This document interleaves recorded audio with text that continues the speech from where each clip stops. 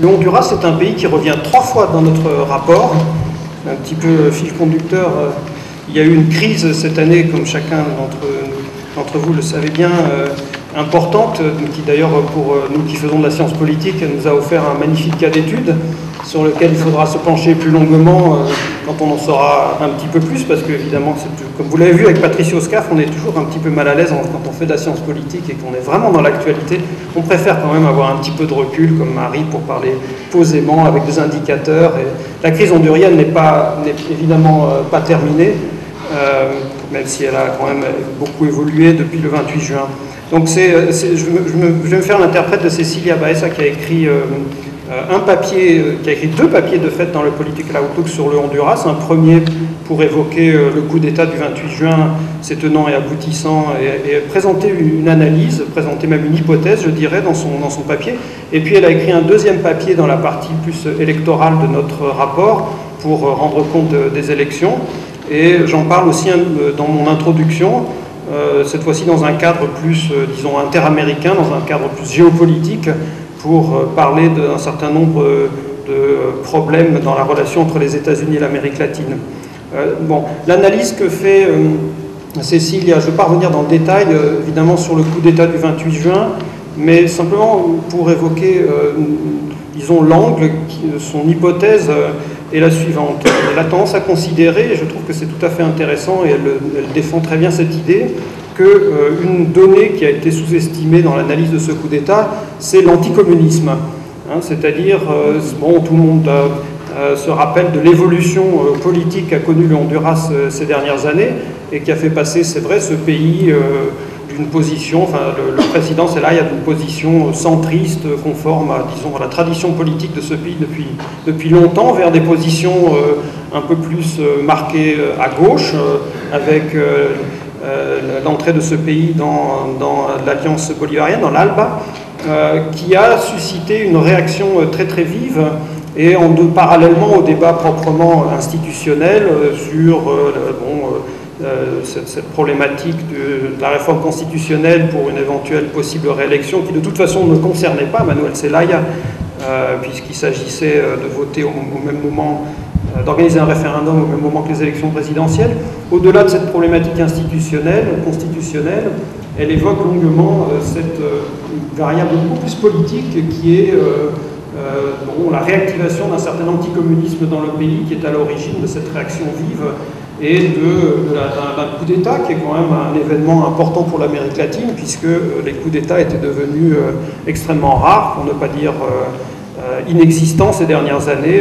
depuis 20 ou 30 ans, suivant les régions de démocratie. Je pense qu'il y a là une variable qui est intéressante. Les autres variables qui sont intéressantes, évidemment, à évoquer concernant cette crise sont des variables qui ont à voir avec la façon dont la communauté internationale a réagi. C'est un merveilleux test concernant la Charte interaméricaine de défense de la démocratie, et donc du rôle de l'OEA pour défendre la démocratie, parce qu'une fois que l'OEA a expulsé le Honduras, eh bien, il n'y avait pas beaucoup de marge de manœuvre. Aujourd'hui, je pense que cette crise servira à réfléchir à la façon dont on peut renforcer les mécanismes de défense de la démocratie, de défense collective de la démocratie dans le continent, mais c'est évidemment quelque chose qui est très compliqué à réaliser. Peut-on aller plus loin que ce qui est inscrit dans la charte interaméricaine? Ça n'est pas sûr. Dans le respect des souverainetés des pays, c'est toujours compliqué de défendre la démocratie. Il y a aussi une variable intéressante à considérer concernant cette crise, qui est le rôle d'un certain nombre de médiateurs. Le président Oscar Arias de Costa Rica a joué un rôle assez important pendant cette crise. Évidemment, le rôle des États-Unis, qui a au final été aussi assez intéressant pour parvenir à un accord, c'est ce que on a mentionné ici sur cette diapo, un accord qui a été piloté par les États-Unis, mais qui n'a pas non plus réussi à apporter une solution définitive à cette crise. Tant et si bien que le Honduras est allé progressivement vers l'organisation de ces élections, qui sont un moment aussi évidemment important à prendre en compte dans la résolution de la crise, parce qu'on ne peut pas non plus tout simplement les ignorer. hein, et que, après tout, bien des transitions vers la démocratie en Amérique latine se sont déroulées de cette façon, c'est-à-dire un régime de facto, un régime autoritaire qui organise des élections et qui permet au pays de passer à une autre étape. Hein. Mais ces élections, à l'évidence, n'ont pas marqué la fin de la crise, puisque le diable se cache dans les détails, comme on dit. Hein. Aujourd'hui, on ne peut évidemment pas imaginer un seul instant qu'un président de facto transmette son mandat à un président élu. Donc il y a tout un tas de questions qui sont évidemment importantes, et aujourd'hui on est, je vais faire comme Patricio, je vais dire on est dans l'incertitude aujourd'hui, et bien malin serait celui qui pourrait deviner comment va se dénouer cette contradiction, hein, puisqu'on voit bien que pour le président Micheletti, président de facto, il est impossible d'admettre l'idée qu'il pourrait tout simplement s'effacer, démissionner, céder sa place à un président provisoire qui, lui, remettrait son mandat en janvier au nouveau président élu, parce que ce serait évidemment tout simplement reconnaître qu'il est un président de facto et que donc il y a eu un coup d'État. Et